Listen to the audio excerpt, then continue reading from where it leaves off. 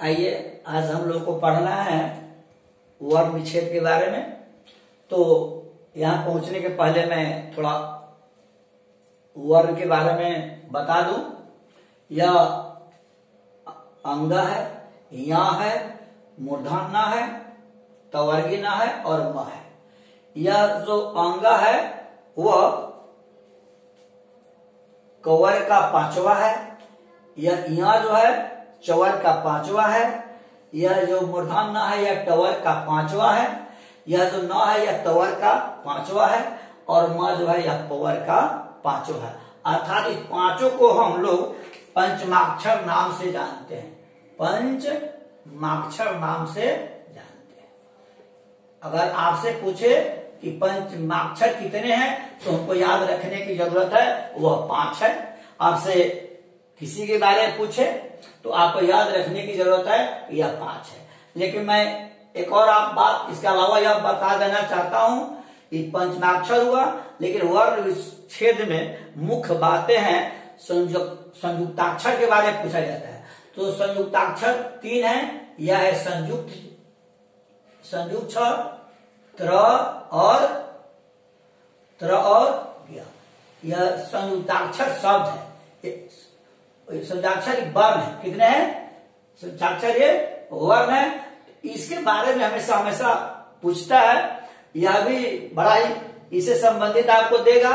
लेकिन हम यह जाने कि यह जो संयुक्त है इसका, यह अगर संयुक्त 6 है तो इसका क्या होगा? क हलन मूर्धन्य स जोड़ अ। संयुक्त 6 ऐसे ही लिखा है। यह मुझे याद रखने की जरूरत है। कहीं भी लिखे तो यह मुझे रखने की जरूरत है कि संयुक्त 6 कैसे लिखाता है। क हलन स हलन जोड़ अर्थात संयुक्त 6। अगर आपको किसी में त्र देता है, अगर कहीं त्र देता है तो आपको कैसे लिखना है?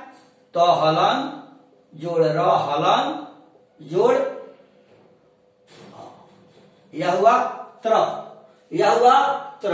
अगर आपको, जिसको हम लोग ज्ञान ज्ञ कहते हैं, यह सही में ज्ञ नहीं है, यह ज्य है। यह क्या है? इसको हम लोग लिखेंगे ज हलंत जोड़ न हलंत जोड़ अ। इसको लिखेंगे ज हलंत जोड़ न हलंत जोड़ अ। यह 3 मुझे याद रखने की जरूरत है। यह घुमा करके 3 के बारे में हम जान जाए कि संयुक्त 6 कैसे लिखाएगा, त्र कैसे लिखाएगा और ज्य कैसे लिखाएगा। यह मुझे ज हलंत न हलंत और अ, यह हुआ। इन तीनों के बारे में हम जाने, यह हमारे लिए बड़ा ही उपयोगी है। और जैसे परीक्षा दे दिया, कक्षा दे दिया, परित्राण दे दिया, ज्ञानोदय दे दिया, तो मुझे इस तीनों की जानकारी मुझे होनी चाहिए। और आइए अब मैं यह बताना चाहूंगा कि यह पंचमाक्षर हुआ तो यह अगर इस सबों में अगर हलंत लग जाता है, सबों में हलंत लग जाता है तो यह अर्ध हो जाता है। क्या हो जाता है? अर्ध हो जाता है। और अर्ध लगते ही इसका उपयोग हम लोग, इसका उपयोग न करके हम लोग इस सबों का उपयोग अनुस्वार से काम चलाने लगते हैं। लेकिन आपको जब वर्ण विच्छेद करना होगा तो आपका अनुस्वार से काम चलने वाला नहीं है। आपको यह दर्शाना ही होगा, आपको यह स्पष्ट करना ही होगा कि यह अनुस्वार जो है अंगा का बदला हुआ रूप है, या य का बदला रूप है, या न का बदला रूप है, या न का बदला रूप है, या किसका बदला रूप है। यह अनुस्वार आपको स्पष्ट करना ही होगा। जैसे आइए, इसमें क्या है? तो कंघी है। तो हमको यह देखना है, बड़ा ही सरल है वर्ण विच्छेद, बड़ा ही सरल है। वर्ण विच्छेद के बगैर आपका काम पूरा नहीं हो सकता। भले आप सदी से याद करते हैं, सैकड़ों याद करते हैं, लेकिन वर्ण विच्छेद संधि विच्छेद का ही अंग है। कभी कभी इसके जानकारी के अभाव में हम लोग फंस जाते हैं, छात्र फंस जाते हैं। तो इसकी जानकारी होनी ही चाहिए। जैसे एक लड़की की शादी हुई, विदाई हुई, माँ गाड़ी में उसको बैठा रही थी, बेटी निकल कर फिर आ रही थी माँ के साथ। ऐसा माँ 3-4 बार की, बेटी फिर आ गई। माँ अंत में उसको समझाए कि रोवा बेटी काना बेटी ससुरा का जावा पड़ी। तो वह लड़की समझ गई और वह गाड़ी में बैठ गई, वह ससुराल चली गई। मेरे कहने का अर्थ है उसी प्रकार आपको वर्ण विच्छेद के संधि विच्छेद तो याद करते हैं, वर्ण विच्छेद के संबंध में भी आपको जानकारी करना ही होगा। आइए, और वर्ण विच्छेद जान जाएंगे तो लगे कि संधि विच्छेद आप आसानी से जान जाएंगे। दुनिया की कोई शक्ति आपको संधि विच्छेद में पीछे नहीं कर पाएगी और परीक्षक जो भी होगा एग्जामर बेहतर नंबर देगा। तो आइए हम यह जाने कि जिस वर्ण के ऊपर अनुस्वार लगता है और बाद में जो वर्ण होता है उसी के अनुसार न लगता है। जैसे मान लिया हमने कि क के अनुसार, क के ऊपर क्या अनुसार है, उसके बाद क्या है, घ है। घ किसका है, तो यह कवर का है। क ख ग अंग का है, घ का है, तो अर्थात यह अनुस्वार है, अंग का बदला हुआ रूप है। उसी प्रकार यह जो है, जैसे हमने कंगन लिखा तो कौन सा के बाद ग क्या है, तो यह भी अंग का ही बदला हुआ रूप है। यह क्या है, च है, च के ऊपर अनुस्वार है, अनुस्वार के बाद च है, तो च का मतलब है कि यह जो अनुस्वार है इस चौवर का बदला हुआ, इसका बदला हुआ रूप है। अर्थात उसी प्रकार दंड है, द के ऊपर अनुस्वार है, अनुस्वार के बाद क्या है, ड है, और ड किसका है, टवर का है। अर्थात इस न का ही बदला हुआ ई रूप है। फिर उसी प्रकार देखें, संत है, स के ऊपर अनुस्वार है और अनुस्वार के बाद क्या है, तो है। अर्थात इस तो का पांचवा क्या, न क्या है, यह न है।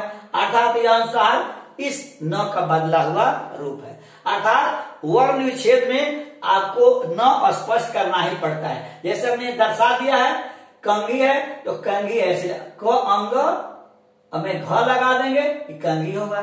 चंचल में यहाँ मूर्धन न लगाएंगे, मूर्धन में इया लगाएंगे, ये चंचल होगा।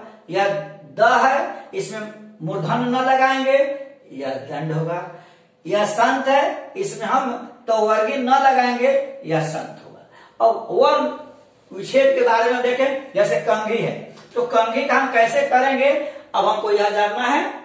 जैसे क हलंत, क हलंत जोड़ अ जोड़ अंग, हलंत जोड़ घ जोड़ ई बराबर कंघी।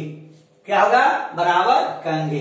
क्या है, चंचल है तो च हलंत, च हलंत जोड़ अ जोड़ न जोड़ च हलंत जोड़ अ हलंत जोड़ ल हलंत जोड़ अ बराबर चंचल। यह न हमको स्पष्ट करना ही होगा। अब दंड है, जैसे हमने दंड लिखा तो द लिखेंगे, इसका वर्ण विच्छेद होगा, द हलंत जोड़ अ हलंत जो मूर्धन्य न हलंत जोड़ ड हलंत जोड़, यह हुआ दंड। यह अब क्या होगा, संत, तो अनुस्वार है, अनुस्वार के बाद क्या, तो है, तो का न होगा, इसका मतलब यह अनुस्वार जो है इस न का बदला हुआ रूप है। जैसे हम लिखेंगे स अनुस्वार हलंत जोड़ न हलंत तो हलंत जोड़ अ बराबर यह हो गया शन। यही हमको करना है। तो अनुस्वार को मुझे वर्ण विच्छेद में मुझे स्पष्ट करना ही पड़ता है कि यह जो अनुस्वार है वास्तव में किसका बदला हुआ रूप है। तो मुझे स्पष्ट हो गया। इस अंग को, इस मूर्धन, इस न को हम चाहे तो इतना भी लिख सकते हैं, लेकिन उसे अच्छा नहीं लगता है। इस मूर्धन न को हम चाहे तो इतना ही लिख सकते हैं, लेकिन अच्छा नहीं लगता है। ठीक है। और इसके अलावा बड़ी महत्वपूर्ण बात है कि यदि कोई ऐसा शब्द आ जाए वर्ण विच्छेद करने के लिए, चाहे लिखने के लिए, कहीं लिखने के लिए, अगर जन्नत आता है, क्या आता है, जन्नत, तो डबल अगर न है तो हम यहाँ अनुस्वार का प्रयोग जन्नत लिखने में नहीं करेंगे।